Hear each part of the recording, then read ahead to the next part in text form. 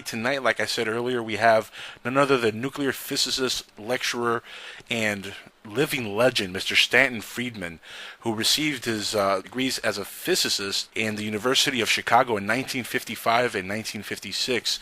He was employed for 14 years as a nuclear physicist by such companies as GE, GM, Westinghouse, TRW Systems, Aerojet General Nucleonics, McDonnell Douglas, working in such highly advanced classified areas, eventually canceled programs as nuclear aircrafts, fusion rockets, and various compact nuclear power plants. But for the last few decades, he's been writing about UFOs, especially the Roswell case, which he's become legendary in his information and the books he's written. He has written 5 books, with the latest one recently out with Miss Kathleen Marden, which was called Science Was Wrong. And I want to welcome now a living legend, really, Mr. Stanton Friedman. Welcome to the show, Jackal's Head, sir. I'm glad to be here again. It's an honor to have you back on the show. I mean, we had you here a few months ago, and let me tell you something, Stanton, before we continue here tonight. I just wanted to say this. You are, sir, without a doubt, my favorite guest to have on, and I've only had you once before, but to have you on and to listen to you talk in other shows, and I'm going to give you the reason why. Now, you could have as many crazy conspiracy people that you want on your show, to get big ratings or get a lot of people to follow your show, and you could promote the heck out of their agendas, and it could be the Guardians of the Federation of Light, the Keymasters, Gatekeepers, Billy Myers, Michael Horn, whoever you want to get that is going to give you big ratings. But to be honest with you, when I speak to you, sir, I think I'm always getting something that I don't get with any other of these folks, and that's credibility. And that is something that, you're also an excellent judge of character, because I've heard you talk about not only the debunkers, but also about the people that you consider to be frauds.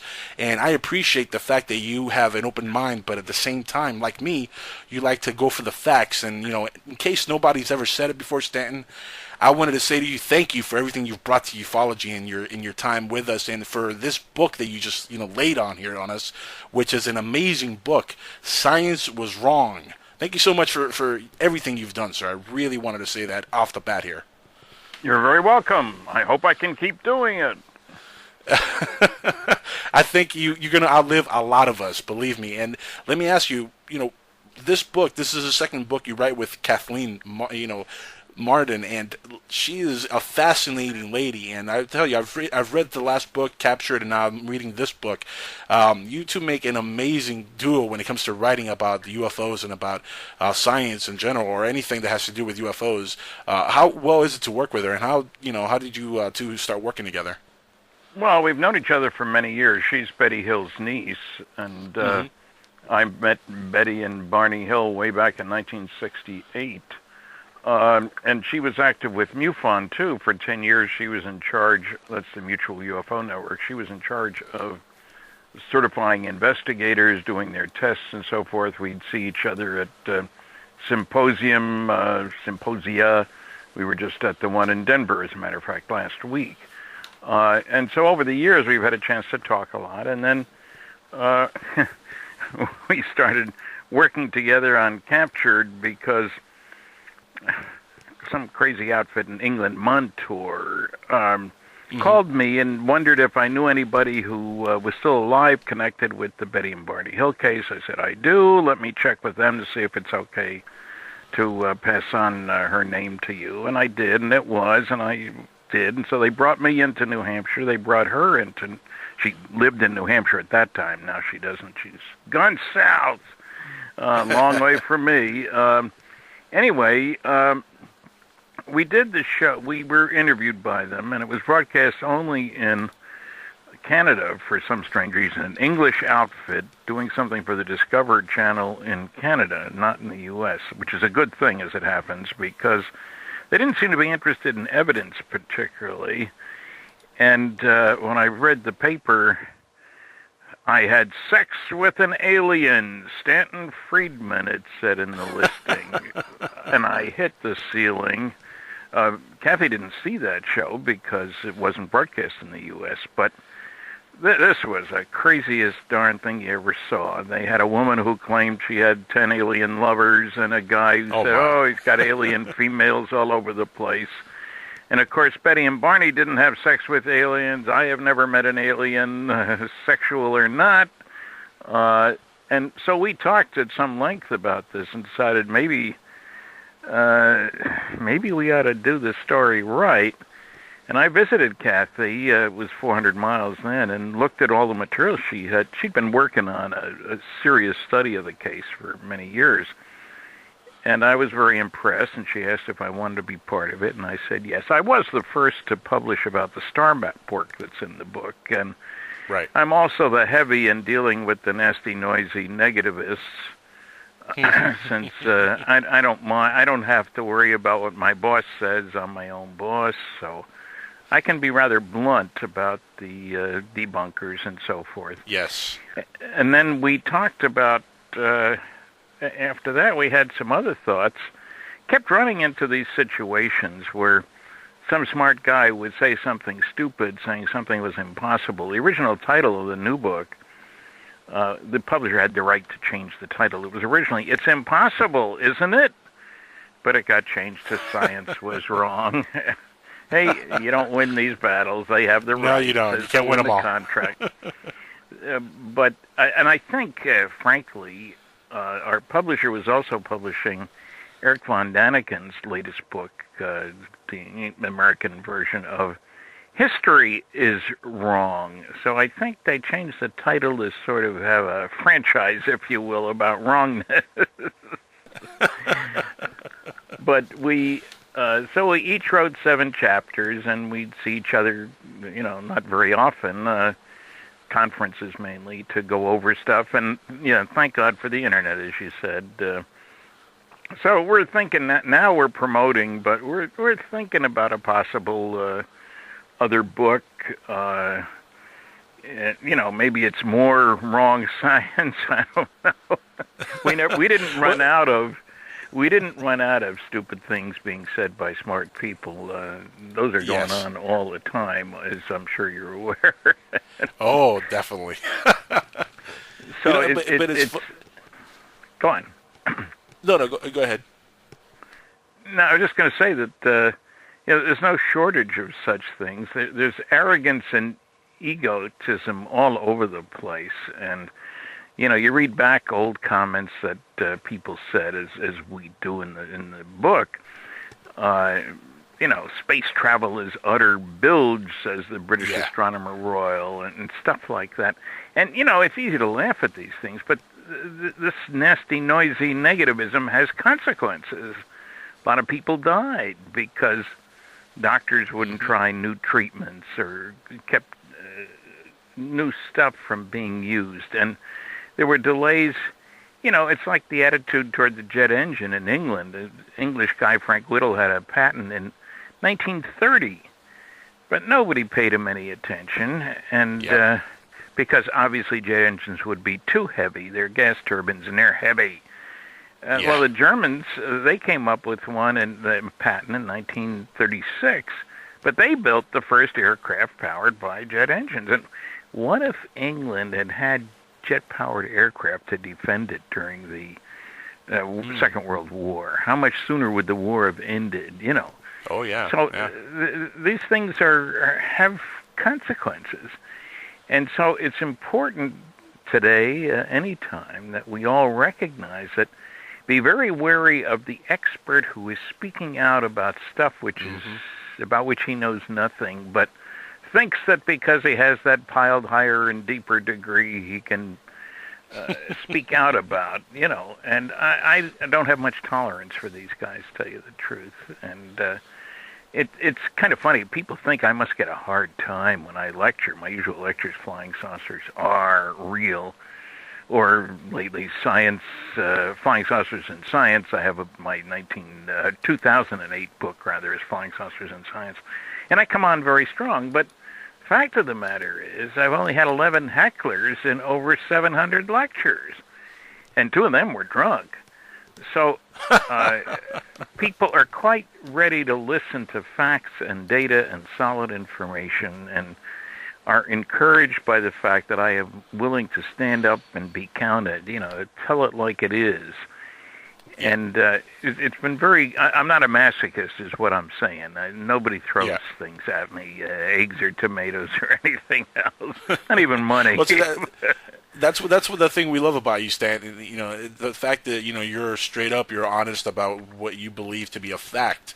You don't cookie cut the answer. And in fact, I've heard you talk about the Billy Meyer case and of other cases in ufology, and you're on point with what you're saying. Even cases like the Bill Cooper case.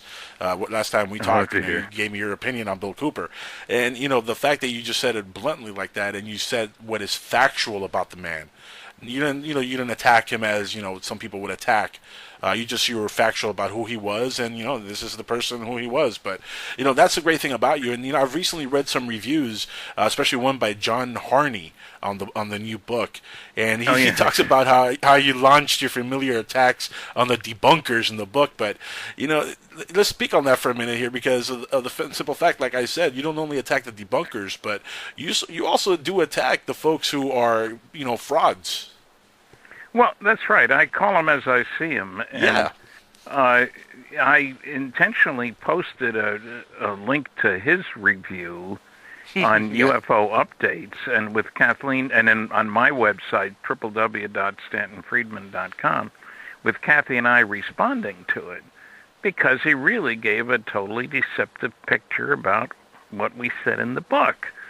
And, exactly. You got something to argue about, fine, put the facts on the table, but don't avoid giving the facts or the basis for your view. I mean, John and the Magonia gang from England have been anti-UFO for years. And, a typical example of that is funny, really.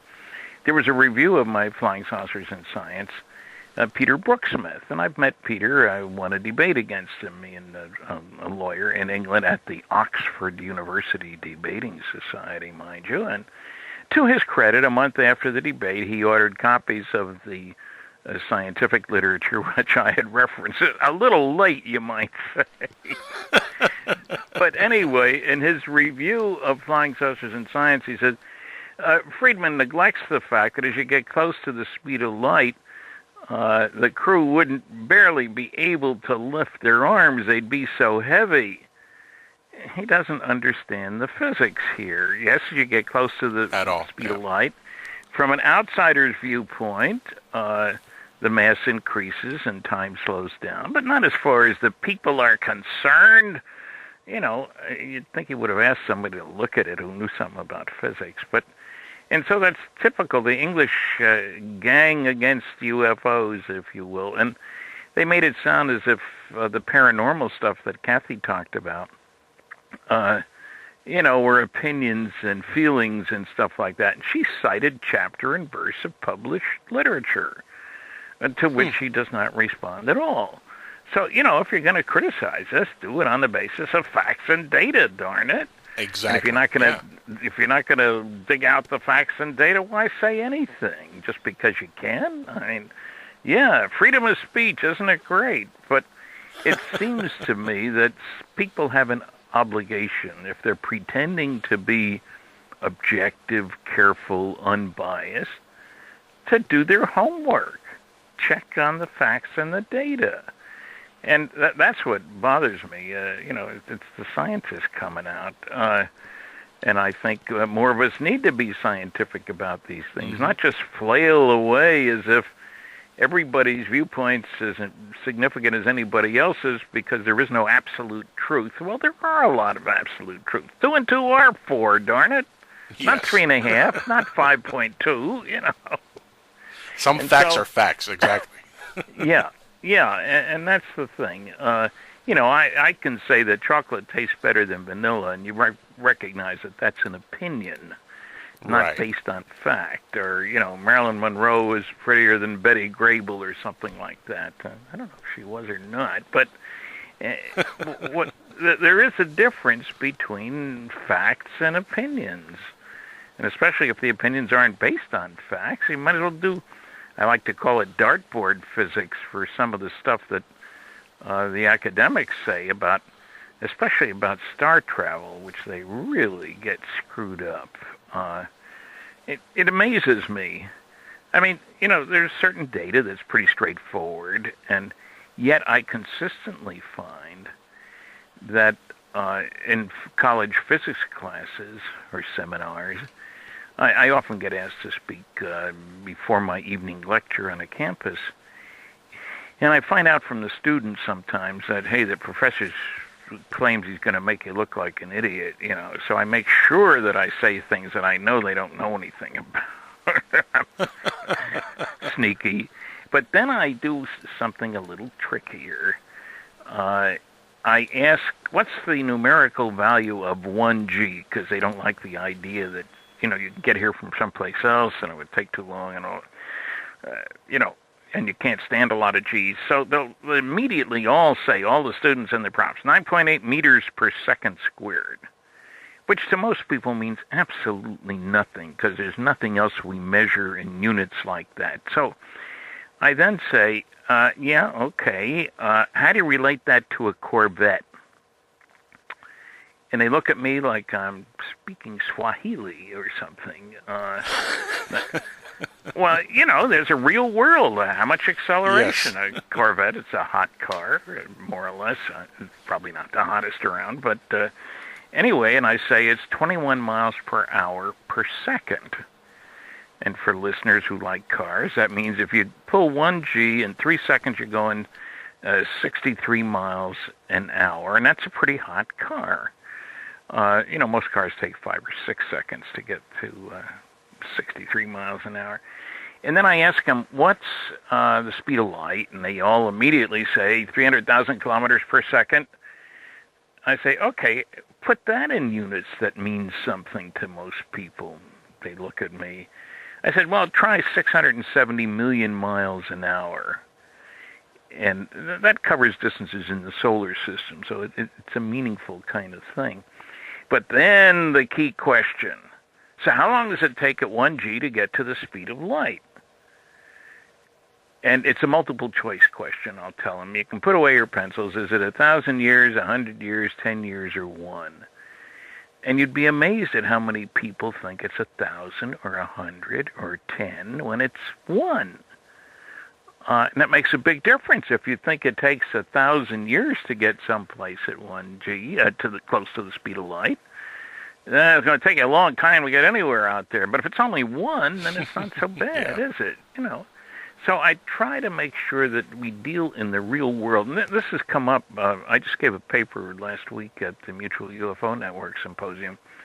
Stephen Hawking, SETI, and Science.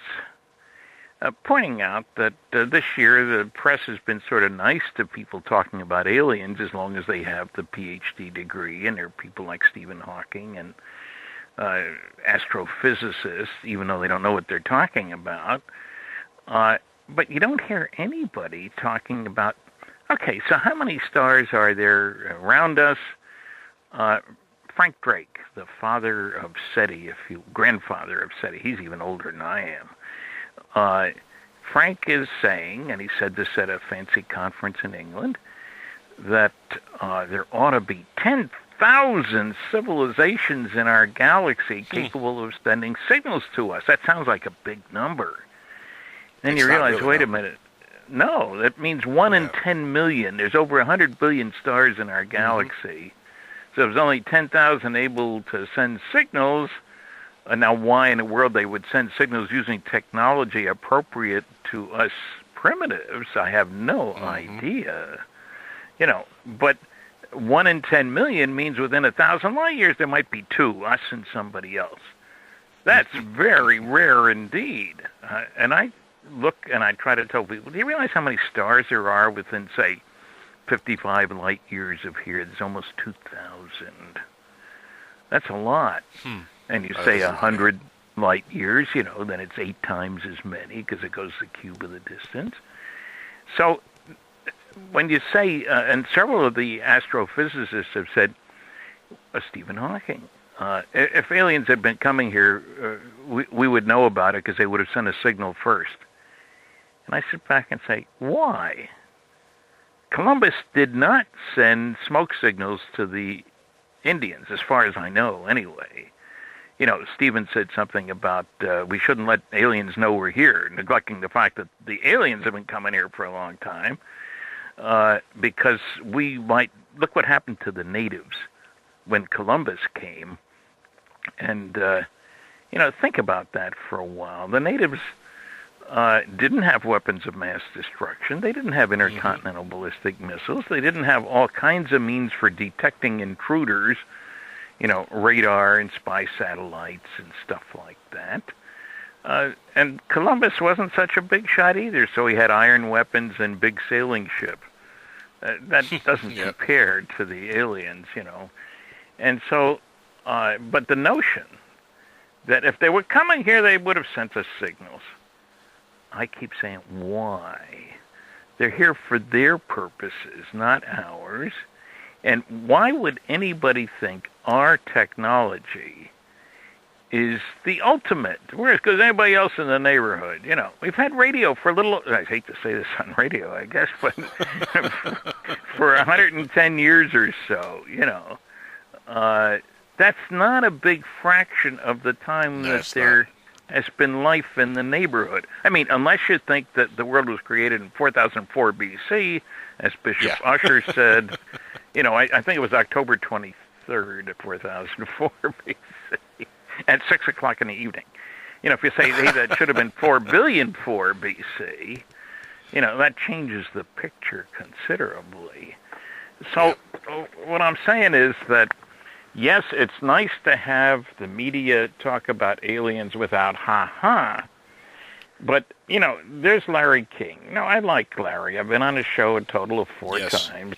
I guess I won't be on again because he's sort of semi-retiring, but he had a big show with Shostak, king of the SETI people, and Stephen Hawking was on, and Dr. Brin, I think his name was, another astronomer. Yep.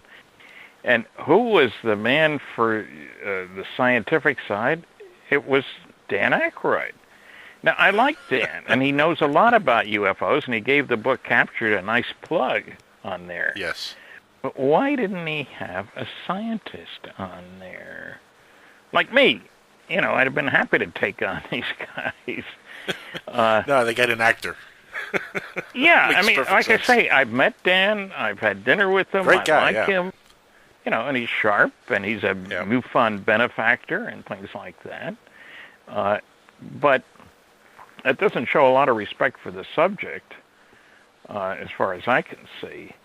And, it's interesting to list the basic assumptions by the SETI cultists, I call them. They assume there's aliens out there. Okay, I'm not going to argue with that. I have evidence because they're coming here, but they assume they're sending signals here using techniques appropriate to our technology. I can't find the slightest basis for that. They assume that if they were coming here, they would talk to the SETI guys. Why? Do these guys speak for planet Earth? Not the last time I checked, And not only that, who's to say that the signal that the other beings are communicating with is anything like the ones we're using? They're aliens. Yeah, it almost certainly is not. I mean, I got a comeuppance. I was speaking at the University of Detroit, and in the afternoon there were a couple of classes there, and I was talking about how much our technology has changed in my lifespan. I mean, I was born in 1934 in the middle of the Depression, and, look where we are now. And I said something to the effect that, when I started work in industry, I was using a slide rule. And I looked around the class, didn't see any reaction. Any of you know what a slide rule is? Not one! Made me feel ancient. But it gives you an idea how fast things change. Yep. If I had talked about a computer, and I don't have a great one, but the new ones, you can get, terabyte hard drives? That's extraordinary. Stan, can you imagine Albert Einstein if he was alive today? If he was somehow teleported into today from back then, and he was just woke up in the year 2010, how amazed he would be with the technology the way it is today. And imagine a mind like his, what we could do with a mind like that, with the technology and the way it's moving. It's really amazing how rapid technology is moving. We're going to quad PCs and 8 processors, and soon the quantum computers are going to come into play. I mean, it is amazing, the technologies that are advancing so fast in the computer world. But let me ask you, do you really believe that some of this technology is from, the Roswell crash or from other alien, crashes? I have no particular reason to believe that, other than they may have inspired some people here to think differently.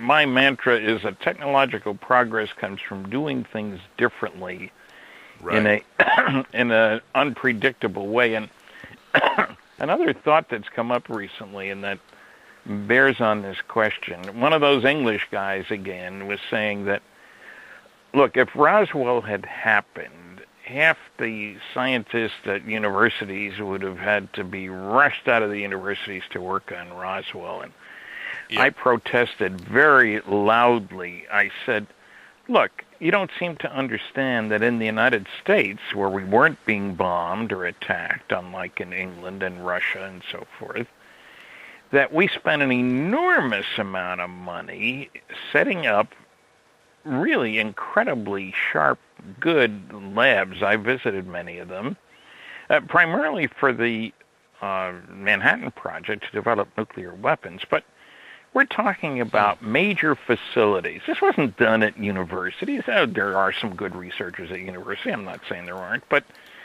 the great majority was done in national labs or in industrial labs, like GE and Bell Labs both had really world-class facilities during World War II.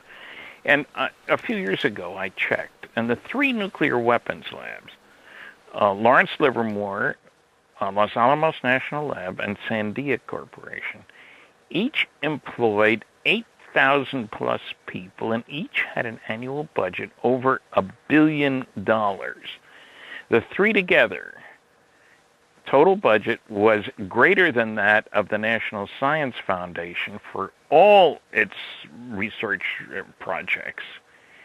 And people don't seem to understand that. They think you've got to go to a university to find the finest labs, the finest instrumentation. I've been to Los Alamos, I've been to Lawrence Livermore and Sandia, and to Oak Ridge and Hanford, and there's a whole bunch more.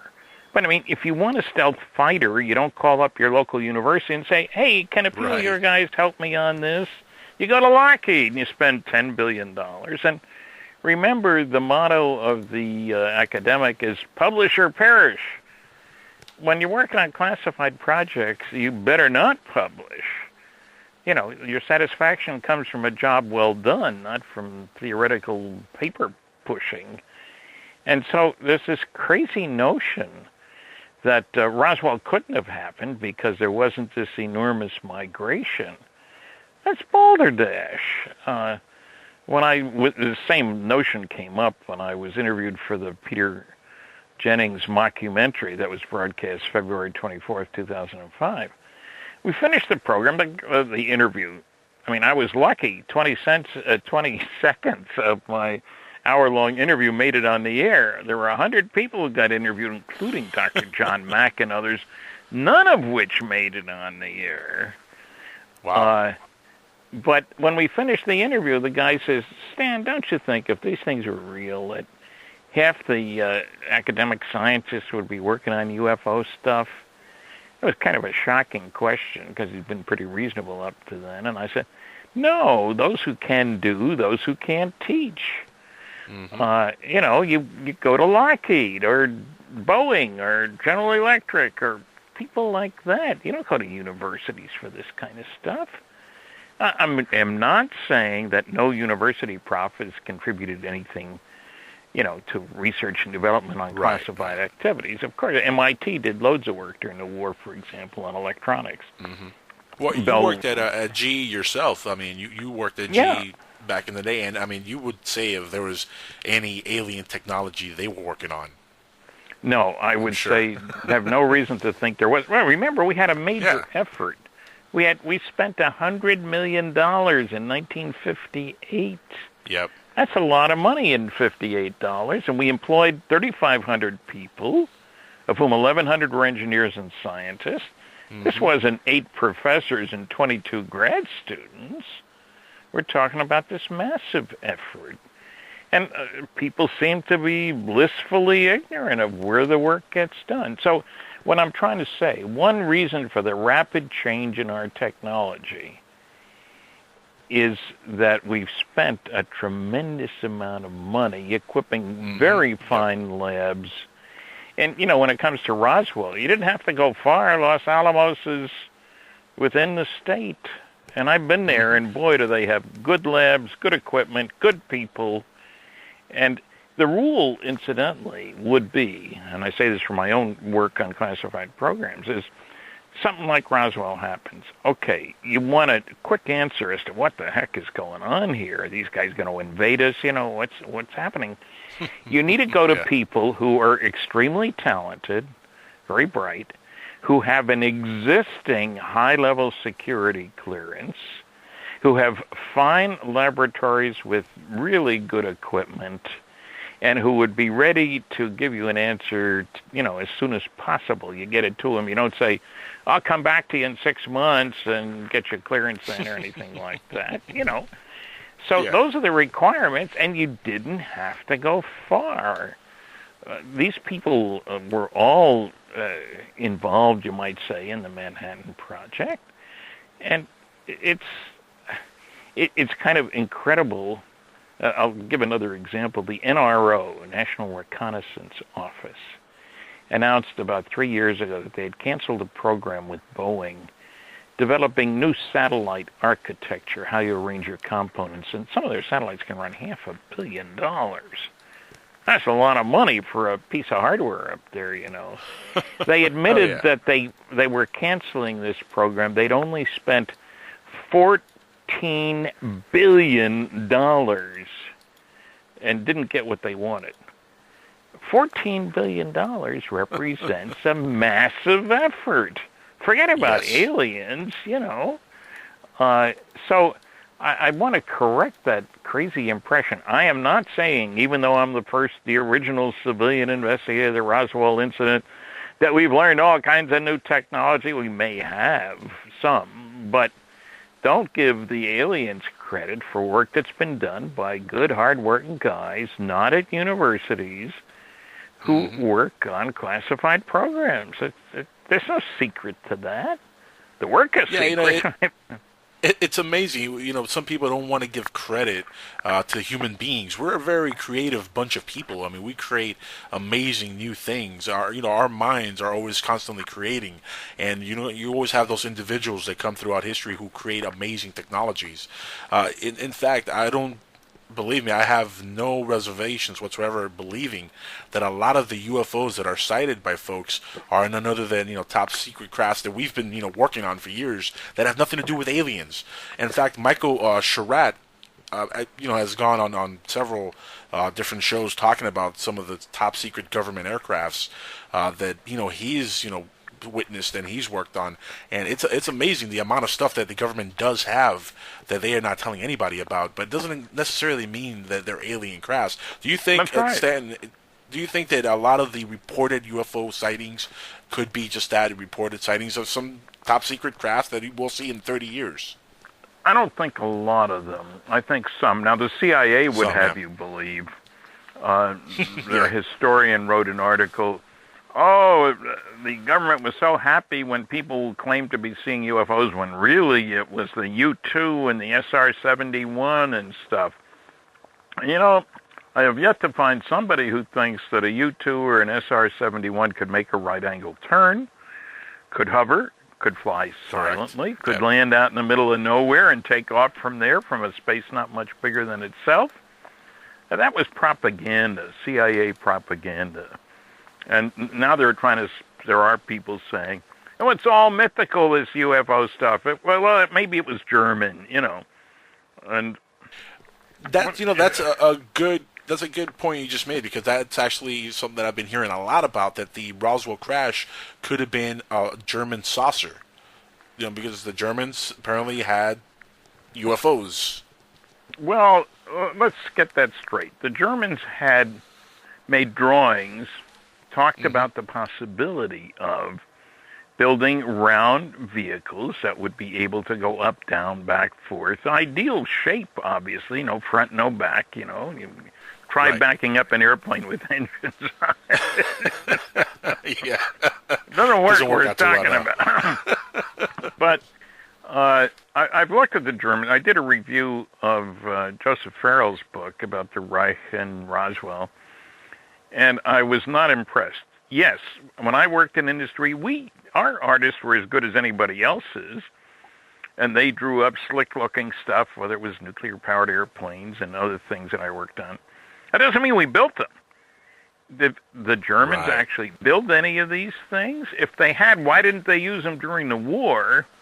And if they didn't, you know, they went off to Argentina, supposedly, and this whole industry, you know, suddenly blossomed, building sophisticated aircraft. It takes metal, it takes people, it takes all kinds of technology. And I've seen no signs of that. When you build a sophisticated aircraft, the stealth fighter was one. We used it in war. Plenty of wars around, you know. Oh, yeah. No shortage. And, you know, one of the reasons we dropped the atom bomb was to justify having spent all the money to develop it.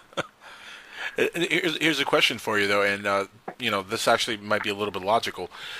Maybe the Germans didn't, you know, create the UFOs. Maybe they only had, like you said, just some drawings or some models. But remember, when the Second World War ended in 1945, we did inherit by pure luck some of the brightest minds that Germany had working for their science team. So, I mean, you know, Werner von Braun and a lot of these scientists, they came over. Oh, yeah. Who's not to say that they didn't, once they got here, they didn't create a UFO or, you know, a flying saucer of some sort. They were more concerned with rockets. Von Braun, he wanted to get to the moon, let's face it. Yes, and you remember that we had our rocket project, and boy, did it collapse on the pad. And so then they gave... Well, you know, the politics of all this was very, very important. When the Russians put up Sputnik, and we hadn't yet, we looked terrible. They put up the first satellite, then they put up the first animal, then they put the first rocket around the moon. Americans may forget all these things, but they're true. Yep. So we were getting clobbered politically all over the world. And so the decision to go to the moon by Kennedy was a political decision.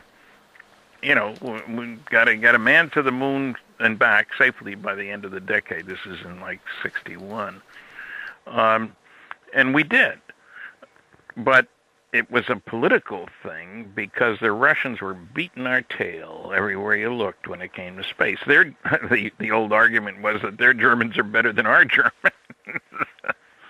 because they grabbed a bunch of German stuff too. The Germans actually, when they had a chance, they preferred to come to the United States, figuring life would be a heck of a lot easier than it was in Russia.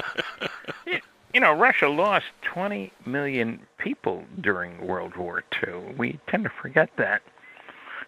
But 20 million is a lot of people. You know, how did they hold out in Leningrad for, almost 2 years? Lost over 1 million people. We should be grateful, frankly, because it kept Hitler from having his troops ready to clobber us when we landed at Normandy. But...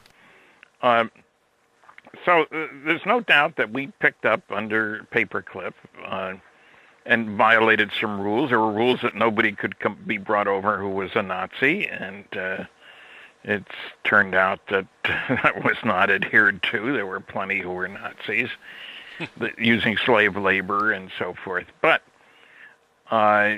these are smart guys. And now they had the full power of the state behind them, and I won't say unlimited, but big budgets. Anyway, the Apollo program cost $20 billion. You know, Manhattan Project only $2 billion. Of course, the dollar had appreciated in between, but still, we're talking massive effort without Roswell in there. And yes, von Braun was working at White Sands along with his crew, not far from Roswell. And there's no question about that. So it's easy to try to link the two, and it would surprise me not at all if the powers that be, the MJ-12 group, and I think at least 4 MJ-12 documents are legitimate, just well over 100 that aren't. It's the ones that are that matter. It wouldn't surprise me at all if von Braun might not have been asked his opinion. I mean, you got the world's finest rocket scientists, and you've got them under your thumb. They wanted it's amazing that the Roswell crash happened exactly 2 years after the war ended, though. I mean, that in itself is an amazing coincidence. Well, yeah. I don't know that it's a coincidence. I go through the following scenario. I say I make one assumption about every advanced civilization. It's concerned about its own survival and security. Everybody we know is. That doesn't mean they're always good at it, but that's a major concern. So that being the case, you have to keep tabs on the primitives in the neighborhood. But only close tabs on the primitives so show signs of being able to bother you. At the end of World War II, it's perfectly clear to any visiting aliens that soon these idiot Earthlings, who had just killed 50 million of their own kind in World War II and destroyed 1,700 cities, it was perfectly obvious that within 100 years they'd be able to take their brand of friendship, everybody else calls it hostility, out there. 3 signs. 1, rockets at White Sands Missile Range. 2, nuclear weapons. First one was exploded at Trinity Site at White Sands Missile Range. 3 was radar, the beginning of the electronics age, if you will. People may not realize that there was no radar before World War II. And you needed your best radar at White Sands to track the missiles, which sometimes went south instead of north, which is very embarrassing. Fortunately, there were no warheads. Costing. Fortunately, there were no live warheads on this thing, or the Mexicans really would have been upset, What are you guys doing? But anyway, the only place in the world in July 1947 where you could check on those 3 advanced technologies which would indicate that soon Earthlings would be moving out was southeastern New Mexico. Now, I know I was on a program in England, a television program, and an English astronomer said, well, they could have gone to the Soviet Union. Sorry, the Russians didn't test their first A-bomb until 1949, August. So what I'm saying is it makes sense that aliens would be checking things out. Look what we spend every year, we Earthlings, on what I would call reconnaissance activities, making sure there's no surprise attacks. One Pearl Harbor is enough. But all those spy satellites up there, the ground radar, the radar on the ocean, we're trying to make sure that nobody attacks us. There are instructions for what you do if you see an unidentified surface ship, unidentified submarine, unidentified airplane, or unidentified flying object. You report it, and quickly. So what I'm saying is, why would anybody be surprised that aliens wouldn't be paying attention to this primitive society whose major activity is tribal warfare, and have very recently demonstrated 2 things. We figured out how the stars work. Our first H-bomb proved that. And we demonstrated we were willing to kill people with advanced weapons. Hiroshima, Nagasaki, and 200,000 people between those, and then umpteen million others. So aliens don't need to be psychic to determine that this is a warlike society, and we're going to move out. And it behooves them to keep tabs on us. That's amazing. That it goes perfectly with something that Dr. Michio Kaku had said in a lecture, which fascinated me, by the way. He said that to the aliens, we're nothing but ants in an anthill, and if they're going to come and really announce themselves to us publicly, it's only going to be when we go to their territory and make a mess out of it. Basically, when we go outside of our comfort zone in our solar system and we start going into deep space, if we're still hostile at that point, then we're going to get the brakes put on us, and they're going to announce that they're really here and what's going on. And that makes a lot of sense, because really at this point technologically, compared to aliens that could travel light years in space, I mean, we really are ants in an anthill compared to them. Stanton, we're going to take a little break here. Nasty ants, yes. We're gonna take a little break here. We're gonna take a couple callers on after the break here, just to let you know. We have a caller who's patiently waiting. We're gonna get to him as soon as we get back from the break. We're gonna have more with Mr. Stanton Friedman, living legend. Stick around. We're gonna be right back with your calls.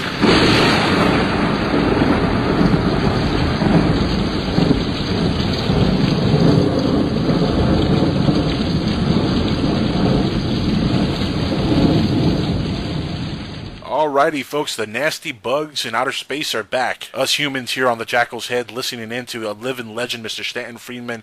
Welcome everybody back. Now, guys, we're going to open the phone lines in the next few minutes. Mr. Friedman is going to be on with us for another 10-15 minutes, and we're going to get your calls. Anybody who wants to call in, please do so. I will be giving out the phone numbers right now. It's 941-548-4291. So please call in and let's get some good questions at Mr. Stanton Friedman. Now, Stanton, welcome back here after the break, and let me ask you right off the bat here. I got a two-part question for you, and this is going to jump right back into, the big conspiracy when it all started. Let's talk about Blue Book here for a second. Now, my question is, and remember, it's a two-part question. The first part is, do you believe Blue Book and other study groups like that originally were set out to misinform the American public, or they decide after seeing that there was sufficient evidence that really the UFOs and extraterrestrial sources were real, and they decided just to mislead everybody? Do you really believe that's the case? Well, yeah, I think they did exactly that. And in a sense, you can't blame them. The Cold War was heating up. What the heck is going on here? We need to know. Are these guys going to attack us? It isn't enough to say, so they're alien, no big deal, they're not Russian. Well, how do we know they're not working with the Chinese, for example, because the aliens at Roswell were little guys, So, no, I think that Blue Book and Grudge and so forth were cover stories. The government had wreckage. They had bodies. They had people who had all kinds of data from military aircraft, military radar, monitoring flights of these strange vehicles. They knew they were real. They didn't know what they wanted. They didn't know how they operated, maybe. They were concerned, where are we going to go from here?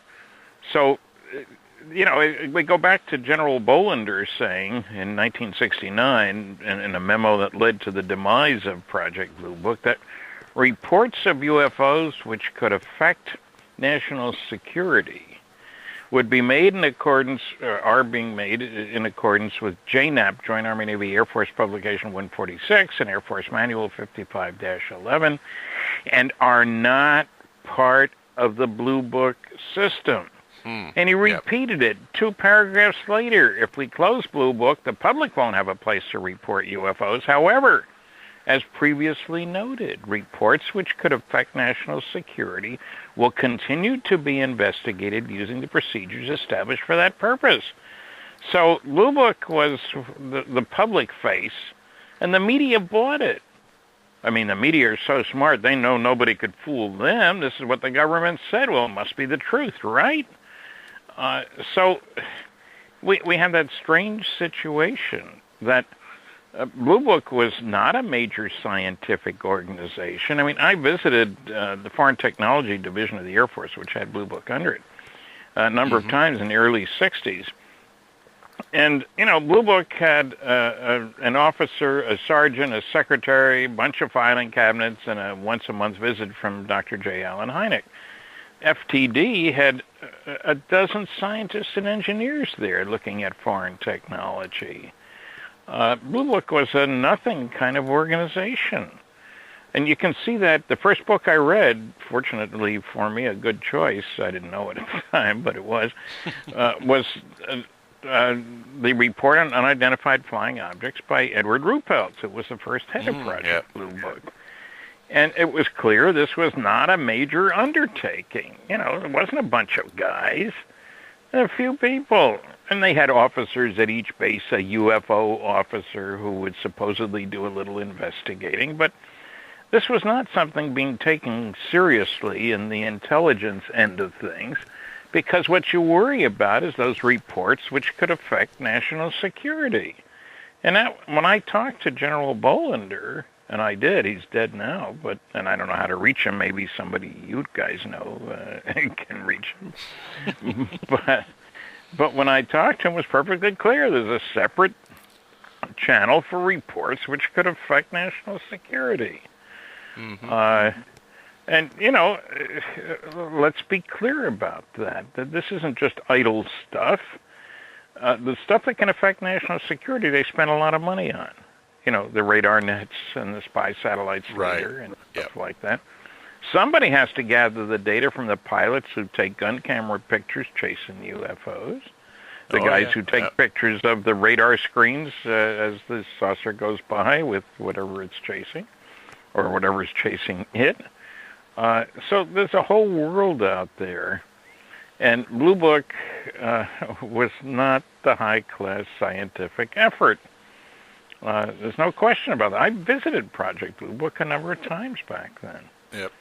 But it was the not second impressive. The second part to that question, Stan, is do you think that the reason that Operation Blue Book and other top secret stuff that they put out, or just to, I guess, mislead the American public, were done because there was some kind of a treaty done with these extraterrestrials? Of course, we've all heard the stories. I don't know. We've heard the stories that there's some kind of a secret treaty with the American government. There's all kinds of stories and conspiracy theories and so forth, and I don't know. There is good work going on from a guy named Art Campbell out west, who has found some people who give an indication that Eisenhower, when he was supposedly playing golf in Georgia, was actually at Holloman Air Force Base meeting with aliens. Yep. And he's found crew members of the presidential plane and so forth. Now, anybody who's listening who happens to know about this, my website is www.stantonfriedman.com. Tells you how to reach me. I would certainly like to hear from somebody who knows about these things, Yes. Somebody who's taken the attitude of retired General Thomas Jefferson Dubose. I managed to locate him. His picture was there with General Roger Ramey after the Roswell Incident. And the last thing he said to me, look, I like what you're doing, Stan. If I remember anything more, I'll let you know. What can they do to me now? He was 87. And so if there's anybody who's listening who is figuring, hey, what can they do to me now? I'd like to hear from you. I am not soliciting the release of classified information, violating the rules or anything like that. But if somebody wants to let me know some information, I'd be happy to hear it. Yeah, and you know what? Didn't Art Bell a couple years ago, actually, not too long ago, read a report that there was a gentleman who was, I forget his name, he was on his deathbed, and he released information about the Roswell case and saying that it was authentic, that aliens did crash, and he was on his deathbed. I really forget the gentleman's name, but Art Bell made an entire show about it. We've had several stories like that, and as we speak, I have two different big leads about Roswell. Now, you never know whether these things pan out. I'm not promising anything, but it was amazing. Just before I left to go to the MUFON conference, I had two leads. And so I'm listening for a third. That would be okay. Obviously, we're running out of Roswell witnesses. But there might be a grandson someplace who said, this is what Grandpa told me before he died, and here's a piece of the material, and I know where to get it analyzed, folks.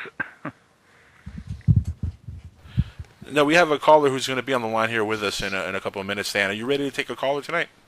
Sure, why not? He's there.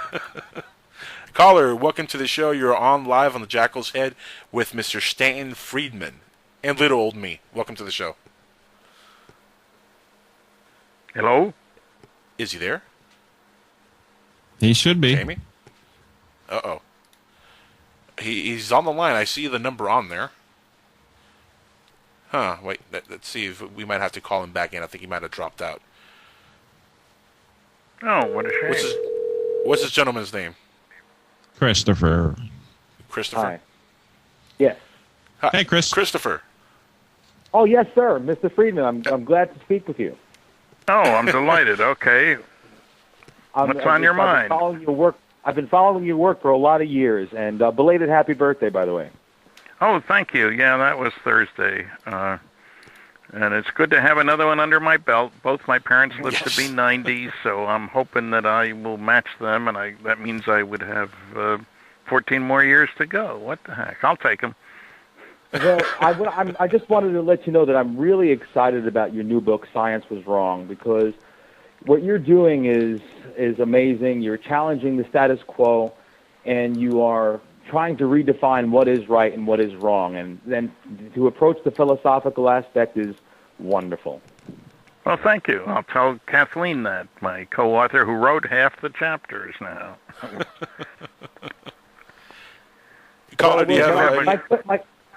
I just have one question for you, sir. What propelled you to go in this direction?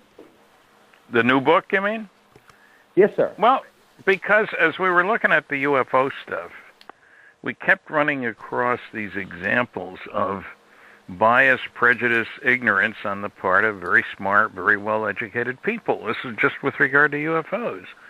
You can't get here from there, and all this kind of stuff. Governments can't keep secrets, which is the biggest malarkey you've ever heard.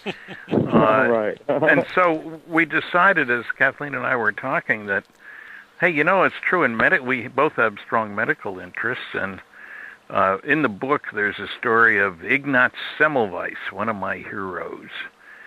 He's the guy who figured out that the reason so many women were dying of childbed fever at this huge hospital, and this is in the 1840s or so, was that while over there the midwives delivered, only 2% died of childbed fever. Over here the doctors did their autopsies upstairs, came down, examined the women, and delivered the babies, and 20% of their patients wound up dying of childbed fever. And so it's a story that's told in detail in the book, but he figured out it was because they weren't washing their hands, and people say that's ridiculous. No, it isn't. At that time, the sign of a good doctor was how bloody his apron was. And we didn't have we didn't know about germs and other things like that. So Semmelweis set up procedures for using nail brushes and strong soap and washing and even changing sheets more than once a month, can you believe? And he brought the percentage down from 20% to 2%. But his boss at the hospital was very angry at him. He even published papers because he did some work with rabbits to show the same thing was true and stuff. And he was forced out of the hospital because that's not the way we do things, said the chief doctor, Wow. And for many years, the high percentage with childbed fever went on. And so what I'm saying is there are consequences. And I appreciated the story of Ignaz. There is a postage stamp done in his honor 100 years after his birth. A lot of good that did the women who died, and the children. So that was the point, that we decided that it made sense to try to gather up a bunch of this stuff. And I'd already heard some of the anti-space travel stuff. And, I was in industry, and also this business that you can't keep secrets, which I find truly ludicrous. So it sort of fell out. We each came up, for over a month, we were each calling each other out. How about adding a chapter on this or on that? Right. Now, we could have said more about each one, but the publisher put a word limit. And 60,000 words or less, right? Well, yeah. I think it was 65,000 maybe, but I mentioned that just as the title got changed by the publisher. That's their right. The length of the book gets determined by the publisher too. So, and for listeners, book publishing is a crazy business. What other business is there when you can put a product out and they can keep it for a month or 2 months, and then turn it back for full credit? I mean, that's what book publishers have to do. And, so they hold back on royalties and all this kind of thing. And I feel a little bit sorry for publishers because they've got to put it all out on the line there. The other thing that's helped, though, is now they send you a PDF file, and you have a few days to read it. No galleys anymore, and correct it, and it goes back, and we finished one, and 2 weeks later, the book was coming off the presses, which is very impressive to me. That's amazing. But so Wow, if you will allow me just one more question, if that is Sure. What was your initial reaction from your immediate academia? Well, I'm not in academia. I take great Well, pride. the people that you would normally associate with, and while you were a physicist, and well, an active there's one, no that there was no problem. I've spoken to engineering societies of Detroit, Cincinnati, Baltimore, half a dozen sections of the American Institute of Aeronautics and Astronautics, half a dozen sections of Institute of Electrical and Electronic Engineers, some sections of the American Nuclear Society, and the response has been uniformly good. Look, I've only had 11 hecklers and over 700 lectures, and 2 of them were drunk. amazing. And I mention this because I want to encourage people to speak out. I mean, there are some rules. Yes, Have facts in hand before putting mouth in gear. Exactly. Absolutely. But you will be responded to very nicely, and my colleagues, the technical societies, because of their enthusiastic response, that when the bottom fell out of the advanced nuclear and space business, as it did about 1970, I went full-time on the UFO scene because, they were sold out at the Engineering Society of Detroit for 1,008 people for dinner and a talk 3 weeks in advance, and there weren't any negative questions. Talk in Pittsburgh, where I was working for Westinghouse, a joint meeting of the American Institute of Aeronautics and Astronautics section and the Institute of Electrical and Electronic Engineers, and we had a full house, and the janitor had to kick us out when the end of the evening was, and it was the first time that I had mentioned Project Blue Book Special Report 14, biggest study ever done, and I was a little concerned, but I had a few copies there. Well, I was selling it, and I didn't want people to say, well, you've told us about that data, but there's no place we can find it. Why should we trust you? Well, I wanted to say, you want to find out about the data? Here it is. And they came at me with money. I sold half a dozen copies and took orders for several more. These are engineers. My boss's boss's boss was there. I was young at the time. So it was the enthusiastic response of my professional colleagues that moved me over in the direction of really doing something. Well, I spoke at Los Alamos National Lab, American Nuclear Society section. We had over 500 people. There weren't any negative questions. And so, it gives you a good feeling if you're talking to your colleagues and getting very good responses. Mm-hmm. I'm not a masochist. They're helping you shift the paradigm, right? Yeah. Well, the thing is that they want to know the truth, and they know that secrets can be kept. Mm-hmm. They know that, the technology, there are changes. This is the 50th year since the invention of the laser this year. And I'm sure the guys who invented the laser, who got a Nobel Prize for it. I love the laser. I used to build them. Well, okay, then you know how many things it's used for that weren't thought of by the guys who invented them. And they're going to be using it at a huge fusion device at Lawrence Livermore, and that's going to make one zap, if you will, a really powerful zap. Boy. Well, it'll induce fusion, and I mention fusion, and sometimes people look at me, what are you talking about that for? Well, because every advanced civilization is going to try to figure out how its star produces its energy. So it doesn't take very long to realize, boy, is that grinding out the energy up there, Right. And that's nuclear fusion. And we put that to the test. We figured it out in 1938. We tested our first H-bomb in 1952. 3-mile wide fireball, as much energy as 10 million tons of TNT, I worked on fusion propulsion systems in early 1960. We can get to the stars if you want to spend the money. I'm not saying we should. Sure. Well, I mean, that's a different question. But Right, yeah. we know how to do it. In other words, we don't need to invent and collect unobtainium or unknowium to do it. We still have to feed America, right? Well, yeah, we ought to feed them. Yes. Yes, and so that's why I say that, especially, too, I believe that if you're going to send a ship to the stars, it should be an Earthling ship, not from an individual country. The UN doesn't let individual cities in. Right. So I would expect the Galactic Federation says, hey, you got to have a planet to be represented here, guys. And that leads to the obvious question, who speaks for planet Earth?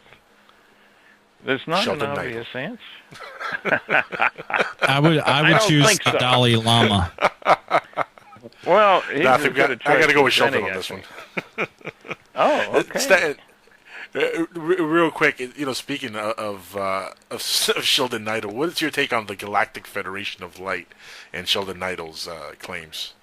Well, I've heard him speak, and to tell you the God's honest truth, I was not impressed. Look, I've read a lot of fiction when I was young. Don't read Yes. much anymore, but I was just not impressed. People forget that they expect people would only speak the truth. Well, you got a lot of fiction books out there. Yes. I was at a bookstore today, and there's more fiction than nonfiction, I think, and it's just as convincing if you didn't know better, So. Yep. I'm sorry, but I call him as I see him, and Sheldon doesn't cut There's the only mustard. one way to do it. Yes, I indeed. hope so. And again, that's why we love talking to Mr. Stanton Friedman, because he does call it how he sees them. And you know what? We've actually had this on this show and many other shows, this debate about Sheldon Knight and the Galactic Federation of Light. I see him nothing more than a modern-day Billy Meyer, or trying to become like a modern-day Billy Meyer. That's really all he is. Okay, I'm not going to argue with him. Stan, we have a quick question from the right. chat here. I have a quick question for you, Chris. Stay on the line here for a second. We're gonna have you stick around for a second here, but I wanted to ask you. This is a pretty good question in the chat room. I haven't gone through the entire book yet, but I wanted to know also, and actually it piqued my interest. In the book, do you guys cover the USS Franklin D. Roosevelt and the stories that came out about the USOs as well as the UFOs, which were spotted during the 50s when the ship was first launched? No, we don't. The only 2 chapters in the new book talk about UFOs. Mine on UFOs and Kathleen's on the conundrum of UFO abductions. But the Franklin, there were some very interesting sightings on the Franklin D. Roosevelt, and there's a good example. The only reason we know is a couple of guys are willing to speak out about what happened when they were on board the ship. And after all, boy, you want a closed-mouth outfit. It's the Navy. I sent them yes. No, I'm serious about UFOs. Yeah. I sent him a copy of a Joint Air Force Naval Intelligence report on UFO sightings. The guy kept telling me they're Freedom of Information guy. We don't have anything about UFOs. So I sent him a copy of the report. It's got Office of Naval Research on there. He says, thank you for the interesting report. As I told you, we still don't have anything about UFOs. So if there are Navy guys listening, and yes, as a matter of fact, Carl Feindt, F-E-I-N-D-T, just finished a book, I don't know if it's available yet, about USOs, unidentified submerged objects. Mm-hmm. And, big oceans out there, and a lot of stuff at the bottom of the ocean besides the fish dinners. I think they're an important part of the picture. And if they work the way I think they do, magneto-aerodynamic or electromagnetic submarine type stuff, they ought to work under the water and above the water, ionize the air, and it's like seawater, an electrically conducting fluid. So I would love to see more done on that. In his book, I think he's got over 1,000 instances. And some of these things going well over 100 knots, over 100 miles an hour, underwater. Wow. That's pretty hot stuff. Oh, yeah. It's amazing.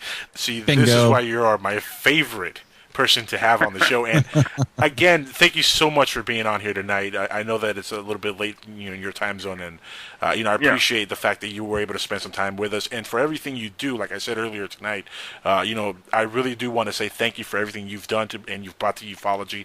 And I look forward to talking to you again in the very near future, sir. And thank you again for being here tonight. My pleasure. www.stantonfriedman.com. Find it all there.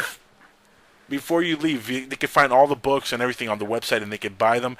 You have a really cool thing on the website, which I did see, which I saw it after I got the book. I got it somewhere else, and now I have to go buy another copy. You have an autographed copy, which will be sent to people if they buy directly from the website. Is that right? Oh, yes, and it has both signatures when it's written by Kathleen or myself. We use book plates. We don't send the books back and forth.